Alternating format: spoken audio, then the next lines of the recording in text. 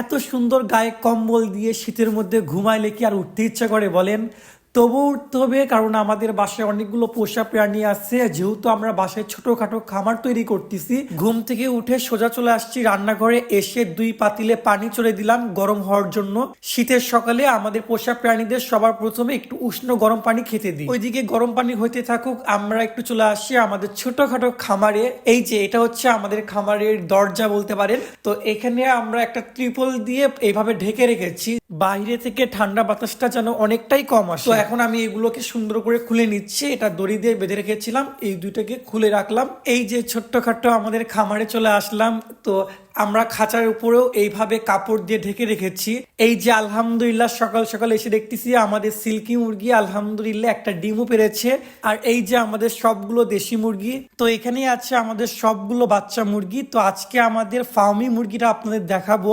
অনেক মাস আগে নিয়েছিলাম, মাত্র ছোট্ট একটা বাচ্চা, আজকে দেখেন মাশাল্লাহ কত বড় হয়ে গেছে। ছোটবেলায় দোকানদারকে বলেছিলাম 2টা মেয়ে দিবেন, বাট উনিও ঠিকভাবে বুঝে নাই, আমিও বুঝে নাই, একটা ছেলে বের হইছে আর আরেকটা এই যে এটা হচ্ছে মেয়ে। 2টা একই বয়সের নিয়েছিলাম, বাট ছেলেটা একটু বড় হয়েছে তাড়াতাড়ি, আর মেয়েটা ওইরকমই ছোটই লাগে আমার কাছে। এদের দুইজনের বয়সী প্রায় 5 মাস। এই যে এখন বের করবো আমাদের খামারের প্রথম চীনা হাঁসের বাচ্চা। এই যে মাশাল্লাহ দেখতে পারতেছেন কতটা বড় হয়ে গেছে। ও কিন্তু একদম ডিম থেকে ফুটে আমাদের বাসায় বড় হয়েছে মাশাল্লাহ। আরো 3টা ছিল, ওগুলো আমরা দিয়ে দিছি, আর একটা রাখছি আমাদের কাছে। এখন আপনাদের দেখাবো আমাদের খামারের প্রথম পাতি হাঁসের বাচ্চা। এই যে মাশাল্লাহ এখন বর্তমানে আমাদের কাছে 3টা আছে, 5টা হয়েছিল, তার মধ্যে 3টা আছে মাশাল্লাহ। এই বাচ্চাগুলো কিন্তু অনেক বড় হয়ে গেছে। এই তো আমাদের 3টা পাতি হাঁস, একটা চীনা হাঁস এবং আমাদের ফার্মি 2টা মুরগি। ইচ্ছা আছে আমাদের এই 3টা পাতি হাঁস রাখবো এবং এই চীনা হাঁসটা পরবর্তীতে দেখা যাক কি করা যায়, কিন্তু 3টা হাঁস আমরা পালন করব। তো ওদের সবার খাবার প্রস্তুত হয়ে গেছে, এখন আমি প্রত্যেকটা পোষা প্রাণীদেরকে ছেড়ে দিব, ওদের ছাড়ার সময় হয়ে গেছে। এই যে মাশাল্লাহ আমাদের সবার শখের খামার।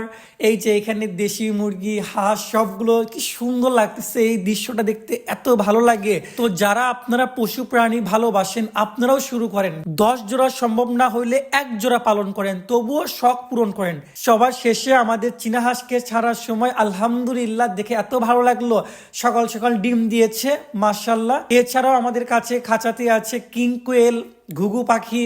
তো আপনাদের আমি এটাই বারবার বলি যে আপনাদের যদি ছেড়ে দিয়ে পালা সম্ভব না হয়, 1 জোড়া পালেন, তবুও শখ পূরণ করেন, যেন জীবনের কোনো পর্যায়ে গিয়ে আফসোস না হয়। তো আমাদের হাঁসদেরও খাবার খাওয়া শেষ, এখন ওরা পুকুরে যাওয়ার জন্য প্রস্তুত। আমাদের বাড়ির পাশে ছোট্ট একটা পুকুর আছে, ওইখানে ওরা সারাদিন কাটায়। তো আজকের ভিডিও এতটুকু।